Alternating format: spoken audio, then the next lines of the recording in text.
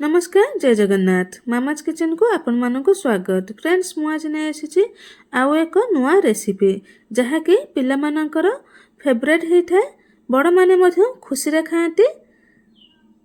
सही रेसिपीटी है राशि चिकी। राशि चिकी पाई मुझे गोटे कप राशि नहीं, सही कप रे मापी गोटे कप गुड़ नबा। से मुई राशि को गोटे बोल ले रखी नहीं। रखी सारिबा परे गुड़ को मापी सही कप रे गोटे कप नेबा। मार्केट रे विभिन्न प्रकार चिकी मिले, से चिकी मानक मध्यरु मु राशि चिकी गोटे रेसिपी प्रस्तुत करिछि।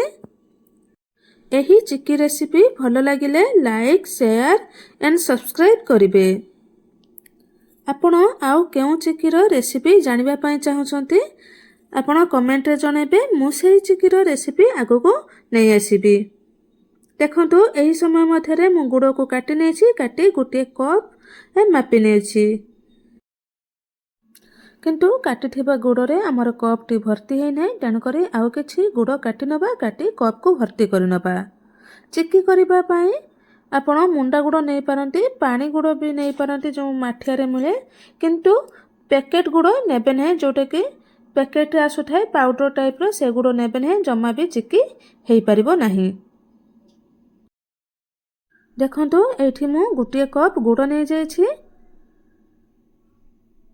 चिकी करिया पई गोटे कप गुड़ आ गोटे कप राशि समान परिमाण रे मु नै जायछि। आसंतु प्रस्तुत करबा हमर राशि चिकी। प्रथमे गोटे पैन बसेबा, पैन बसई गरम करि नबा। गरम करि सारिबा परे मापी रखि थिबा राशि को सेथिरे दबा, देई भलो भाबरे भाजी नबा। गैस को सिम रखी भाजीबा। मार्केट रे अति सहज रे धला राशि मिली जाए। गोटे खोला राशि मिले, गोटे पैकेट राशि मिले। जदि आपण खोला राशि नेउछंती, पैकेट राशि मिलु नाही, ताहले आपण राशि को टिके चेक करि नेबे भलो अछि कि नाही। जदि भलो नथिबो, गुंड किछि थिबो, ताहले आपण ताकू चले नेबे। मु एठी पैकेट राशि नेइथिली, चेक करिथिली भलो थिला, तथापि भाजीबा बेले मु टिके टिके चेक करि नथिली भलो अछि कि नाही। देखंतु केते बढ़िया रहिछि राशि गुडी को। एही परी गैस को सिम रखी राशि गुडी को भाजी नेबे।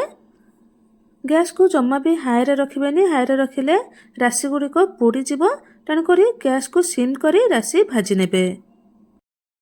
देखंतु एठी हमर राशि भलो भाबरे भाजी हे गलानी। क्रॉस कले क्रॉस हे जाउछि।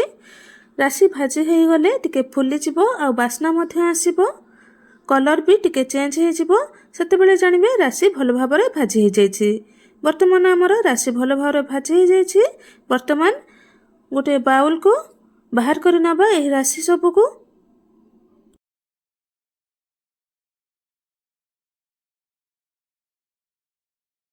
वर्तमान सही पैन को गैस रे बसे नबा। बसे मापी रखी थिबा गुड़ को सेतरे दे दबा। गैस को सही परी सिम रखिबा, जम्मा भी हाई रखिबानी। गुड़ रे जम्मा भी पानी देबा नहीं, पानी देले चिकी भलो हेबो नहीं।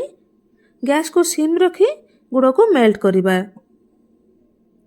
गुड़ मेल्ट हेबा पई किछि समय लागिबो। सेही समय मध्यरे आमे आउ किछि काम करि नबा, कारण पाग थरे हेई गला परे हमको टाइम मिलिबो नाही। तेणु करी एबे किछि काम करि नबा। देखंतु मु एठी किछि बटर पेपर नेछि, 2 पीस बटर पेपर नेछि।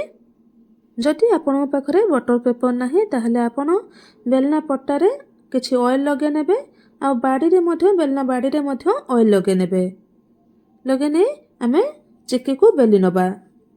एही सब काम आमे पाग करिबा पूर्वरु करि नबा, कारण चिकी करिबा पई गरम थिबा बेले बेलिबा दरकार, नहले चिकी हेई परिबो नाही, ठंडा हे गले। तेनु करी पाग करिबा पूर्वरु एही सब प्रस्तुत करि नबा। देखंतु एठी मोर बटर पेपर टी मुड़ी जाउछि, तेनु करी अपोजिट साइड को मुड़ी देले सीधा हे जिवो। ये गोटे मोर टिप्स रहिला। जदि आपनकर पेपर हे परी मुड़ी जाउछि, ताहले अपोजिट साइड को मुड़ी देबे, से सीधा हे जिवो।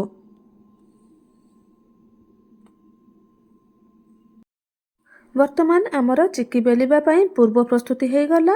वर्तमान देखि नबा पाग किपरि हेछि। ଏଇଠି ଆମର ପାଗ ଫୁଟିଗଲାଣି। ପାଗ ଆଉ ଟିକେ କଲର୍ ଚେଞ୍ଜ ହେବ। ଚେଞ୍ଜ ହେଇସାରିଲା ପରେ ଆମର ପାଗ ହେଇଯିବ। ପାଗ ହେଇଛି କି ନାହିଁ ଚେକ୍ କରିବା ବେଳେ ଭିଡ଼ିଓଟି ସୁଟ୍ ହେଇପାରି ନାହିଁ। ପାଗ କିପରି ଚେକ୍ କରିବେ ମୁଁ ଏଇଠି କହିଦେଉଛି।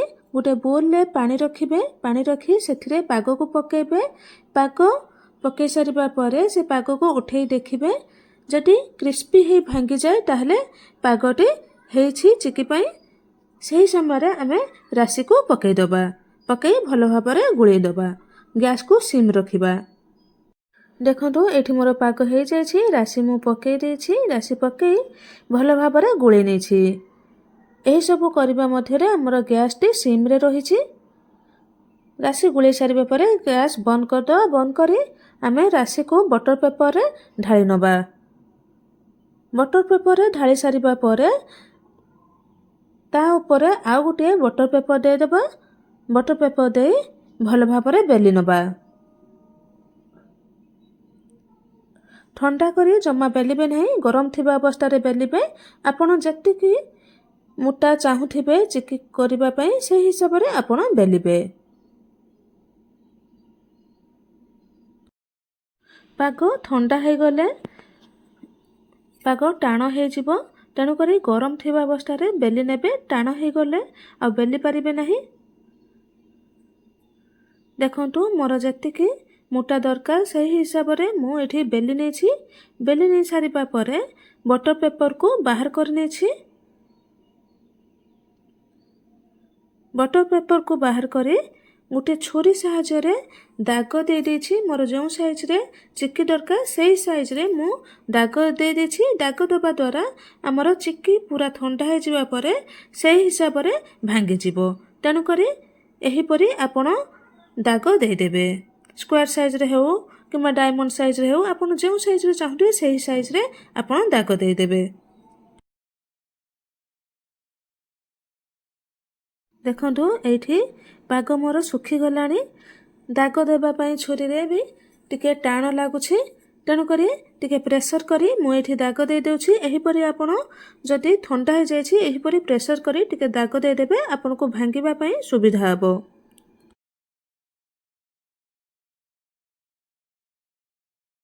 ଦେଖନ୍ତୁ ଏଇଠି ଆମର ଉପର ବଟର ପେପରଟି ଭଲ ରହିଛି। ଆପଣ ଯେକୌଣସି କାମରେ ବି ୟୁଜ୍ କରିପାରିବେ। କେକ୍ ବେକ୍ ହେଉ କିମ୍ବା ଯେକୌଣସି କାମରେ ଆପଣ ଏ ବଟର ପେପର ୟୁଜ୍ କରିପାରିବେ। ଦେଖନ୍ତୁ ଏଇଠି ଆମର ଚିକି ଥଣ୍ଡା ହେଇଯାଇଛି। ଥଣ୍ଡା ହେଇଯିବା ପରେ ମୁଁ ଚିକିକୁ ଉଠେଇ ନେଇଛି। ଉଠେଇ ନେଇ ସାରିଲା ପରେ ଯେଉଁ ହିସାବରେ ମୁଁ ଦାଗ ଦେଇଥିଲି ସେହି ହିସାବରେ ଚିକି ସବୁ ଭାଙ୍ଗି ନେଇଛି। ଦେଖନ୍ତୁ ଗୋଟିଏ କପ୍ ରାଶିରେ କେତେ ଗୁଡ଼ାକ ଚିକି ହେଇଛି। ଆଉ ଚିକି ଗୁଡ଼ାକ ମଧ୍ୟ କେତେ ବଢ଼ିଆ ଭାବରେ ସାଇନିଂ କରୁଛି। କେତେ ବଢ଼ିଆ ଭାବରେ ଚିକି ହେଇଛି। ଯଦି ଆମେ ଏତେ ସହଜରେ ଗୋଟିଏ କପ୍ରେ ଏତେ ବଢ଼ିଆ ଚିକି କରିପାରିବା ତାହେଲେ ମାର୍କେଟରୁ କାହିଁକି କିଣିବା। ତାହେଲେ ଆପଣ ଏହି ଚିକି ରେସିପି ଦେଖନ୍ତୁ, ଘରେ ବନାନ୍ତୁ, ନିଜେ ଖାଆନ୍ତୁ, ସମସ୍ତଙ୍କୁ ଖୁଆନ୍ତୁ।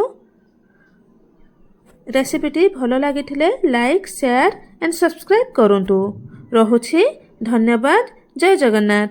ପୁଣି ଥରେ ଦେଖାହେବ ଆଉ ଏକ ନୂଆ ରେସିପିରେ।